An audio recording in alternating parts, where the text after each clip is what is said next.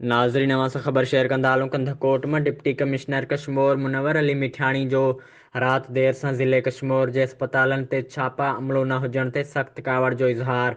Duty ते मौजूद न हुजण करे कामोरनि ॾांहुं पुछाणो लेटर जारी। तफ़सील मूजिबि अॼु डिप्टी कमिश्नर कश्मीर मुनव्वर अली मिठाणी सिहत जे हवाले सां ईंदड़ शिकायत जो पाण मुरादो नोटिस वठंदे रात देर सां कंधकोट सिविल अस्पताल गोंसपुर RHC सेंटर BHU अब्दुल कादिर भयो ते ओचदा छापा हया, जॾहिं त सिविल अस्पताल कंधकोट खां सवाइ किथे बि डॉक्टर मौजूद न हुआ।